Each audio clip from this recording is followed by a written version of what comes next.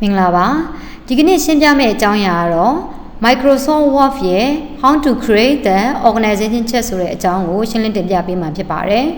Microsoft Office Word မှာရှိနေတဲ့ organization chart ဆိုတာကိုတည်ဆောက်ဖို့အတွက်ဖန်တီးဖို့အတွက်ဆိုရင်တော့အဆင့်၄ဆင့်သတ်မှတ်ပေးထားပါတယ်ပထမအဆင့်ကတော့ insert ဖြစ်ပါတယ် step 2အနေနဲ့ဒုတိယအဆင့်ကတော့ smart app ကိုနှိပ်ပေးရမှာဖြစ်ပါတယ် step 3အနေနဲ့ကတော့ hierarchy ဆိုတာကိုနှိပ်ပေးရမှာဖြစ်ပါတယ် step 4နေမှာတော့ organization chart ဆိုတာကိုနှိပ်ပြီးတော့ okay နှိပ်လိုက်တာနဲ့လိုချင်တဲ့ organization chart ကိုတည်ဆောက်လို့ရနိုင်ပါပြီပထမဦးဆုံးကျမတို့ရဲ့ window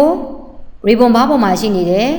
insert ထဲက step 1အနေနဲ့ insert ကိုနှိပ်ပေးရမှာဖြစ်ပါတယ်ပေါ်လာတဲ့ပေါက်ထဲမှာပဲ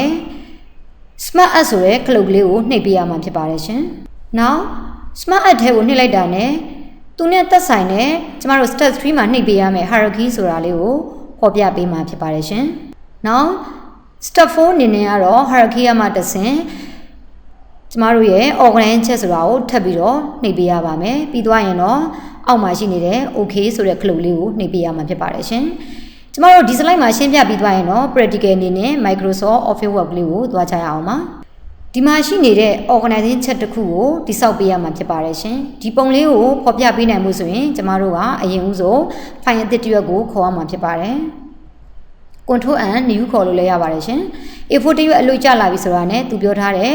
ribbon bar ပေါ်မှာရှိနေတဲ့ menu bar insert ကိုနှိပ်လိုက်ပါမယ်အဲ့ဒီတဲကမှကျမတို့လိုချင်တဲ့ smart app ဆိုတာလေးကိုနှိပ်ပေးရမှာဖြစ်ပါတယ်ရှင် smart app ပေါက်လေးကျလာပြီဆိုတာနဲ့သူ့ပေါက်ထဲကမှကျမတို့က hierarchy ဆိုတာလေးကိုရွေးပေးရမှာပါရွေးပြီးသွားရင်တော့ညာဘက်ချမ်းမှာရှိနေတဲ့ organization chart ဆိုတဲ့ဟာကိုထပ်မံပြီးတော့နှိပ်ပေးရမှာဖြစ်ပါတယ်ပြီးရင်တော့ကျမတို့က okay ဆိုတာကိုနှိပ်လိုက်ရမှာဖြစ်ပါတယ်ရှင်ဒီပုံလေးကိုကျမတို့ရွေးလိုက်တာနဲ့သူ့ application မှာပါထားပြီးသားအတိုင်းပါပဲပေါက်လေးက9ခုနဲ့ဖော်ပြပေးနေပါတယ်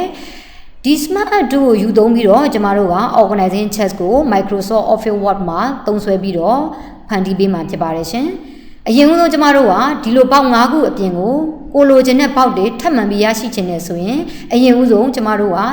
ဒီပေါက်တစ်ခုချင်းစီကိုကျမတို့ကစာတွေအရင်ဦးဆုံးလိုချင်တဲ့စာသားကိုရိုက်ဖြည့်ပေးရမှာဖြစ်ပါတယ်ကိုရိုက်လိုတဲ့စာသားတွေရိုက်ဖို့အတွက်ဆိုရင်တော့ဒီပေါက်တစ်ခုလုံးရဲ့ဘယ်ဘက်ချမ်းမှာရှိနေတဲ့မြားလေးကိုခလုတ်လေးတစ်ချိန်နှိပ်ပေးရပါမယ်နှိပ်ပြီးသွားရင်ကျလာတဲ့ပေါက်ထဲမှာကျမတို့က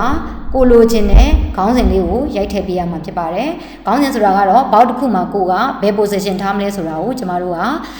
ခလုတ်လေးနှိပ်ပြီးရင်ရိုက်ဖြည့်ပေးရမှာဖြစ်ပါတယ်ရှင်။နောက်ဘောက်တစ်ခုမှာဆိုရင်တော့ mouse လေးနဲ့နှိပ်ပါနှိပ်ပြီးသွားရင်တော့ကိုရိုက်လိုတဲ့စကားလုံးလေးကိုရိုက်ထည့်ပေးရမှာဖြစ်ပါတယ်။နောက်ဘောက်တစ်ခုမှာကျမတို့က assistant manager ရဲ့ညာဘက်ချမ်းမှာဘောက်တစ်ခုကိုကျမတို့ကလိုချင်တာဖြစ်ပါတယ်။ဒါဆိုရင်တော့ကျမတို့ကနောက်ဆုံးရိုက်ပြီးသွားတယ်ဘောက်တစ်ခုတည်းရရှိတဲ့စာသားရဲ့နောက်ဆုံးမှာကာသာထားပါမယ်ပြီးရင်ကျမတို့ကအန်ဒါခောက်ပါမယ်ပြီးရင်တော့ဘောက်လေးတစ်ခုညာဘက်ချမ်းလေးမှာ assistant manager နဲ့အပြိုင်ကျမတို့ကဖော်ပြပေးနေပါလိမ့်မယ်အဲ့တော့ကျမတို့ကအဲ့ဒီနေရာမှာပဲ mouse လေးနဲ့တစ်ချိန်ထောက်နေပြီးရင်ကိုလိုချင်တဲ့စာသားလေးကိုရိုက်ဖြည့်ရမှာဖြစ်ပါတယ်နောက်ဘောက်တစ်ခုမှာရိုက်ထည့်ဖို့တက်ဆိုတဲ့စကားလုံးလေးမှာပဲကာသာလေးကိုတစ်ချက်နှိပ်ထည့်ပေးရမှာဖြစ်ပါတယ်ပြီးသွားရင်တော့ကျမတို့ရိုက်လို့တဲ့စကားလုံးလေးကိုခေါင်းစဉ်လေးကိုရိုက်ထည့်ပေးရမှာဖြစ်ပါတယ်ပြီးရင်တော့ session head ရဲ့အောက်မှာကျမတို့က organizing structure အနေနဲ့ဘောက်ကို2ခုလောက်ထပ်ခေါ်ခြင်းသေးတာဖြစ်ပါတယ်ဒါဆိုရင်တော့ကျမတို့က session head ရဲ့နောက်မှာကာစာလေးကိုထောက်လိုက်ပါပြီးရင်အန်နာခေါက်လိုက်ပါပြီးရင်တော့ကျမတို့က tab တက်ကြီးလေးကို keyboard ကနေနှိပ်လိုက်ပါဒါဆိုရင်တော့ session head ရဲ့အောက်မှာဘောက်တစ်ခုကျလာပါလိမ့်မယ်ပြီးရင်တော့ကျမတို့ရဲ့ရိုက်လို့တဲ့စာသားလေးကိုရိုက်ဖြည့်ပေးပါပြီးရင်Senior Step ရဲ့အောက်မှာလည်းဘောက်တစ်ခုထပ်လို့ချင်ပါသေးတယ်ဆိုရင်တော့ Senior Step ဆိုတဲ့ဒီဘယ်ဘက်ချမ်းမှာရှိတဲ့ဘောက်ထဲကပဲကာစာကိုထောင်းလိုက်မယ်အန်နာခောက်ပြီးတော့ကျမတို့ကနောက်ဘောက်တစ်ခုကို Senior Step အောက်မှာဖော်ပြပေးမှာဖြစ်ပါတယ်ရှင်ဒီမှာဆိုရင်တော့ကျမတို့ရိုက်လို့တဲ့စကားလုံးလေးရိုက်ဖြည့်ရမှာဖြစ်ပါတယ်ပြီးသွားရင်တော့ကျမတို့ညာဘက်ချမ်းမှာရှိတဲ့ဘောက်တစ်ခုမှာလည်းပဲကိုလိုချင်တဲ့ခေါင်းစဉ်လေးကိုရိုက်ဖြည့်ရမှာဖြစ်ပါတယ်ဒီခါကျရင်လည်းပဲဘယ်ဘက်ချမ်းက type you are touch here ဆိုတဲ့နေရာကိုပြန်လာပြီးတော့ကျမတို့ကလိုချင်တဲ့စကားလုံးလေးကိုရိုက်ဖြည့်ရမှာဖြစ်ပါတယ်ရှင်ပြီးရင် program head ရဲ့အောက်မှာဆိုလို့ရှင်ဘောက်ကို2ခုလောက်ကျမတို့ကထပ်လိုချင်ပါတယ်လိုချင်တယ်ဆိုရင်တော့ကျမတို့က program နောက်မှာကာသာထားပါမယ်အန်နာခောက်မယ်ပြီးရင်တော့ကျမတို့ကအောက်မှာလိုချင်တာပြီးတော့ကြောင့်မို့ DAB တက်ကြီးကိုထပ်နှိပ်ပေးရပါမယ်နောက်တစ်ပေါက်ထပ်လိုချင်တယ်ဆိုရင်လည်းပဲကျမတို့က senior step အောက်မှာပဲအနာခောက်ပြီးတော့ထပ်ခေါ်လို့ရပါပြီပြီးရင်စကားလုံးလေးတွေကိုရိုက်ထည့်ရမှာဖြစ်ပါတယ်နောက်ဆုံးတက်ဆိုတဲ့ဘောက်တစ်ခုရဲ့နောက်မှာကျတော့ကျမတို့ကလိုချင်တဲ့ဘောက်ကိုအောက်မှာဘယ်တစ်ချမ်းညာတစ်ချမ်း2ယောက်လောက်ကိုပယ်လယ်နေနဲ့ထားပါမယ်ဆိုရင်တော့ကျမတို့ကအဲ့ဒီ test ဆိုတာကိုပဲတစ်ချက်ထောက်နေပါအရင်ဦးဆုံးကျမခေါင်းစဉ်ရိုက်ရမှာဖြစ်ပါတယ်ရှင်ကျမတို့ရိုက်လို့တဲ့ position လေးကိုတော့ဒီမှာမှားရင်လည်းကျမတို့ကပြန်နှိပ်ပြီးတော့သွားလို့ရပါတယ်ပြီးရင်တော့ကျမတို့ရဲ့အောက်မှာထပ်လိုချင်တဲ့ခေါင်းစဉ်လေးကို admin head ရဲ့နောက်ဆုံးမှာကာသာထားပြီးတော့အနာခေါင်းမှာဖြစ်ပါတယ်